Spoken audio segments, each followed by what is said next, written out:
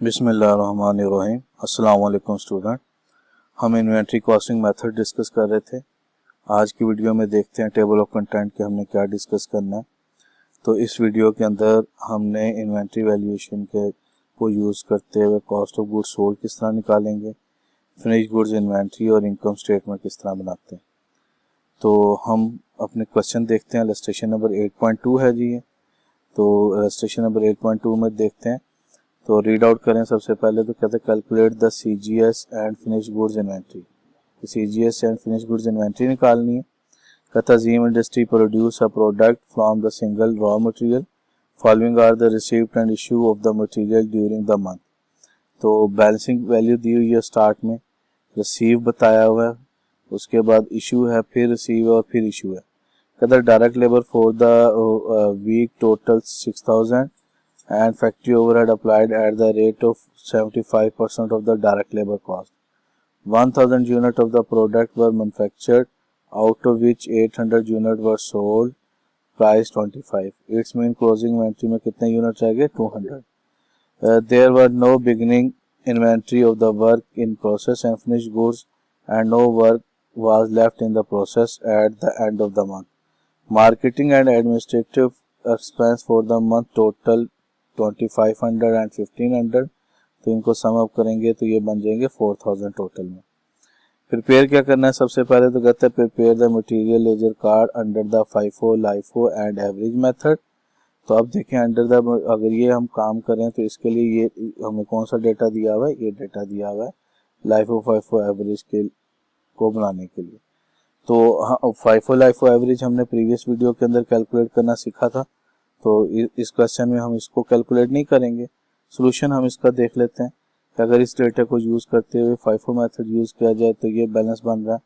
Opening हमारे पास दिया हुआ था, उसके बाद ये नया रिसीव हुआ था, तो हमारे पास ओपनिंग में दो वैल्यूज़ आ गई, एक 5 पे और एक 5.5 पे। 500 इशू किया तो पहले 500 हम जो इशू करेंगे वो ओपनिंग इसमें से इशू करेंगे, तो इसमें से 500 इधर चला गया और 500 इधर आ गया। उसके बाद हमने ये जो नया रिसीव किया तो हमारे पास अब तीन तरह की मटेरियल स्टॉक में आ गए। हमने 700 टोटल इशू किया, तो पहले 5 की प्राइस पे और फिर रिमेनिंग जो 200 है वो हम इस 400 में से 200 को, और इस 4 में से 2 इधर और ये 3 डायरेक्ट इधर चले गए। ये फाइफो मेथड से किया। फिर हमने इसी क्वेश्चन को लाइफो से किया, तो आपके पास ये आ गया आंसर। तो लाइफो में हम लास्ट इन फर्स्ट आउट को यूज़ करते हैं और लास्ट के अंदर हमने वेटेड एवरेज मेथड को यूज़ किया, तो हमारे पास ये कैलकुलेशन आ गई। वेटेड एवरेज मेथड में क्या होता है कि जब प्राइस चेंज होगी, जस्ट लाइक यहाँ पर ओपनिंग यूनिट थे 5 पे, परचेज किया हमने न्यू रिसीव के 5.5 पे, तो हम इसका हल क्या करते हैं? बैलेंसिंग वैल्यू में टोटल वैल्यू के अंदर टोटल वैल्यू को सम अप कर लेते हैं। 5000 प्लस 2200, तो ये बन गया 7200। फिर आउट यूनिट्स के अंदर यूनिट्स को सम अप कर लेते हैं। 1000 प्लस 400 ये बना 1400, और फिर इस 72 को 1400 पर डिवाइड करेंगे तो न्यू कॉस्ट पर यूनिट आ जाएगी। तो ये तो था हमारे पास LIFO, FIFO and average method. Second requirement देखते हैं। तो सेकंड रिक्वायरमेंट में वो क्या कह रहा है? तो calculate the cost of goods sold and cost of closing finish goods inventory. तो दो चीज़ें उसने हमसे कैलकुलेट करवाई हैं। एक उसने कहा कि कैलकुलेट करना है कॉस्ट ऑफ गुड्स सोल्ड, और दूसरा उसने हमें कहा है कि इसके लिए हमें क्या कैलकुलेट करना है? क्लोजिंग फिनिश गुड्स इन्वेंट्री करनी है। तो हम उसको कैलकुलेट करते हैं। हमारे पास अब बी रिक्वायरमेंट देखते हैं। हमारे पास बी रिक्वायरमेंट्स आ गए जी। कॉस्ट ऑफ गुड्स सोल्ड का फार्मूला क्या होता है? यूनिट्स सोल्ड को मल्टीप्लाई कर देते हैं कॉस्ट पर यूनिट मैन्युफैक्चर। अब इसका मतलब यहाँ पर हमें क्या चाहिए?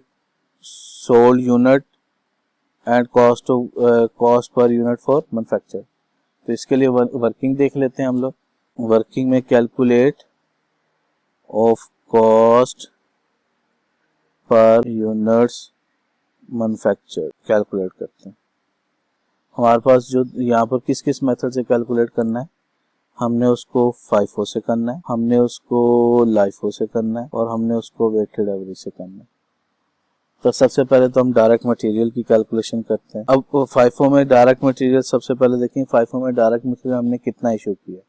तो फाइफो मेथड में जाएं तो डायरेक्ट मटेरियल कैलकुलेट करने का तरीकाकार क्या है कि ये जो साइड है ये हमने इशू किया, तो इसमें ये जो वैल्यूज आई है ये डायरेक्ट मटेरियल वैल्यू और ये डायरेक्ट मटेरियल यूनिट इशू है।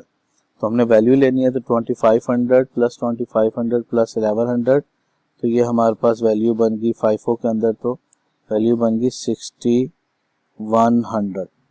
इसी तरह हम लाइफो में जाएंगे, तो लाइफो के अंदर इशू इन्वेंट्री ये रही, इशू इन्वेंट्री के अंदर हम टोटल वैल्यू कैलकुलेट कर लेंगे जो हमने अमाउंट, तो वो हमारे पास 2200, 500, 1800 एंड 2000 को किया, तो ये हमारे पास बना 6500। इसी तरह एवरेज में जाएंगे, तो एवरेज के अंदर ये इशू पोर्शन है, तो इन दो वैल्यूज को सम अप कर लेंगे, तो इन दोनों को सम अप किया तो ये वैल्यू बनी हमारे पास 6322।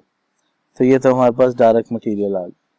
इसके अंदर हमने क्या ऐड करना होता है, डायरेक्ट लेबर ऐड करना है। तो डायरेक्ट लेबर के लिए क्वेश्चन के अंदर मेंशन किया हुआ था डायरेक्ट लेबर, तो डायरेक्ट लेबर उसने मेंशन किया हुआ है 6000 और उसने कहा 75% जो है डायरेक्ट लेबर का वो आपके पास FOH है। तो 66,000 तीनों मेथड में 66,000 आ गया, यहाँ पर भी 6000 आ गया, 6000 एंड 6000। FOH उसने कहा था 75% ऑफ डायरेक्ट लेबर, तो 6000 का 75% लेंगे तो ये बनेगा 4500, 4500 एंड 4500। इनको सम अप कर लें तो ये आपके पास आ जाएगी टोटल कॉस्ट ऑफ मैन्युफैक्चरिंग। तो इनको सम अप किया तो ये टोटल वैल्यू बनी 16600, 17300 और लास्ट वन इज 16822। ये आपके पास आ गया। हमें पर यूनिट चाहिए, तो हम देखेंगे नंबर ऑफ यूनिट मैन्युफैक्चर्ड कितने, तो उसने क्वेश्चन में बताया हुआ था कि मैन्युफैक्चर्ड यूनिट से 1000, तो इसको 1000 पे डिवाइड करें। जब इसको 1000 पे डिवाइड किया तो हमारे पास कॉस्ट पर यूनिट कितनी आ जाएगी, ये बनेगी 16.60, यहाँ पर आ जाएगा 17.00 और यहाँ पर आ जाएगा 16.822। तो ये हमारे पास कॉस्ट पर यूनिट कैलकुलेट होगी जो हमें चाहिए थी इस क्वेश्चन के लिए। तो हम यहाँ पर जाके कॉस्ट पर यूनिट में अब उसको सोल्ड यूनिट से हमने मल्टीप्लाई करना है। तो हमने किस मेथड से इसको निकालना था, हमने इसको FIFO से, हमने इससे LIFO से और हमने इसको वेटेड एवरेज से। अब अगर हम देखते हैं तो FIFO के अंदर, LIFO के अंदर या वेटेड एवरेज के अंदर सोल्ड यूनिट तो दिए हुए थे क्वेश्चन में 800 यूनिट्स, यहाँ पर भी 800 यूनिट्स आ जाएंगे और यहाँ पर भी 800 यूनिट्स आ जाएंगे। फिर उसको हमने मल्टीप्लाई करना है कॉस्ट पर यूनिट, तो कॉस्ट पर यूनिट हमने ये तीनों की निकाल ली। इसकी कॉस्ट पर यूनिट थी 16.60, तो यहाँ पर आ गया 16.60, सेकंड की थी 17 और थर्ड वन इज 16.822। मल्टीप्लाई करें, तो मल्टीप्लाई करेंगे तो इसकी वैल्यू आ रही है ₹13280, इसकी वैल्यू आई ₹13600 और इसकी वैल्यू आई ₹13458। तो यही हमारी रिक्वायरमेंट थी कि हमें कैलकुलेट करना था कॉस्ट ऑफ गुड्स सोल्ड। तो ये हमारे पास FIFO, LIFO एंड एवरेज से cost of goods sold calculate हो गए। तो ये हमारी बी रिक्वायरमेंट थी। बी रिक्वायरमेंट में हमसे यही पूछा हुआ था कि सबसे पहले कॉस्ट ऑफ गुड्स सोल्ड और उसके बाद सेकंड चीज पूछी हुई थी cost of closing finish goods. तो अब हम cost of closing finish goods, तो देखें उसके लिए सिंपल जी वो था calculation cost of closing finish goods. इसका फार्मूला क्या होता है, cost of closing finish goods का unsold unit multiply by cost per unit. अब अनसोल्ड यूनिट कहाँ से आएंगे, तो ये देखें क्वेश्चन के अंदर मेंशन है कि 1000 यूनिट उसने प्रोड्यूस किए हैं और 800 यूनिट सेल आउट किए हैं। तो 1000 में से 800 अगर सेल आउट हो गया तो उसको लेस करते हैं तो रिमेनिंग 200 बच जाते हैं जो उसके अनसोल्ड यूनिट हैं। तो यहाँ पर अनसोल्ड यूनिट तो अगर तीनों में से कोई से, cost of closing finish goods का formula unit sold units unsold unit multiply cost per unit, और हमने इसको किससे निकालना है, फाइफो मेथड से, हमें लाइफो से और वेटेड एवरेज से। तो अनसोल्ड यूनिट हमारे पास थे 200 यूनिट्स एंड 200 यूनिट्स, और उसको मल्टीप्लाई करना है हमें कॉस्ट पर यूनिट से। कॉस्ट पर यूनिट हमारे पास ये कैलकुलेट है 16.60, सेकंड वन इज 17 और थर्ड वन इज 16.822। मल्टीप्लाई करें तो इसकी वैल्यू आ रही है ₹3320, ₹3400 एंड ₹3364। तो under the FIFO LIFO average हमारे पास क्लोजिंग इन्वेंटरी की कॉस्ट कैलकुलेट कर ली। तो ये तो हमारी थी बी रिक्वायरमेंट। अब हमने देखना है कि सी रिक्वायरमेंट हमारी क्या थी। तो सी रिक्वायरमेंट में उसने कहा था कि इनकम स्टेटमेंट बनाए according to using the method of FIFO LIFO and average, कि तीनों को यूज करना है और तीनों को यूज करते हुए income statement, prepare income statement. जी प्रिपेयर करते हैं इनकम स्टेटमेंट। सबसे पहले इनकम स्टेटमेंट का फॉर्मेट बना लेते हैं। इनकम स्टेटमेंट में सबसे ऊपर तो हमारे पास आएगी सेल में से फिर हम लेस करेंगे cost of goods sold. Cost of goods sold जब लेस करेंगे तो हमारे पास आ जाएगा ग्रॉस प्रॉफिट। ग्रॉस प्रॉफिट में से हमने लेस करना है ऑपरेटिंग कॉस्ट या ऑपरेटिंग एक्सपेंस, और ऑपरेटिंग एक्सपेंसेस हमारे पास दो दिए हुए हैं, मार्केटिंग एंड मार्केटिंग के साथ दिया हुआ एडमिनिस्ट्रेशन। तो हमारे पास यहाँ पर नेट इनकम या नेट प्रॉफिट आ जाए। डेटा पुट करते हैं, हमने तीनों मेथड से करना है। हमें इसको फाइफो से भी करना है, हमें इसको लाइफो से भी करना है, और हमें इसको एवरेज से भी करना है। तो तीनों मेथड हमने यूज करना है। सोल यूनिट के लिए फार्मूला क्या था, sold unit multiply by sale calculate, sold unit multiply by sale price. तो क्वेश्चन में देखें तो यहाँ पर उसने सेल यूनिट भी दिए हुए और उनकी सेल प्राइस भी बताई है। तो हम सेल यूनिट को सेल प्राइस से मल्टीप्लाई करेंगे, तो मल्टीप्लाई करके तो यहाँ पर हम उसकी वैल्यू पुट करेंगे। तो सेल यूनिट हमें दिए हुए उसने 800 और सेल प्राइस दिए 25।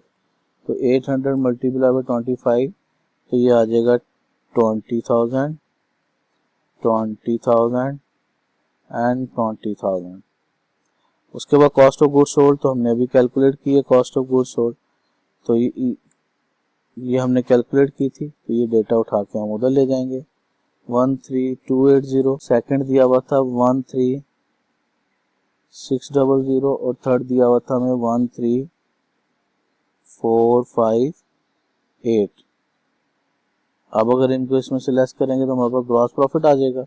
इसमें से इसको लेस किया तो ये वैल्यू आ रही है हमारे पास 6720 रुपीज में, और ये वैल्यू रुपीज में आ जाएगी जब हम इसको इसमें से इसको लेस करेंगे तो 6400, और ये आएगा रुपीज जब इसको लेस किया तो 6542। अब हमने मार्केटिंग और उसकी दोनों की दी थी, ये थी 2500 और ये दिया हुआ था 1500।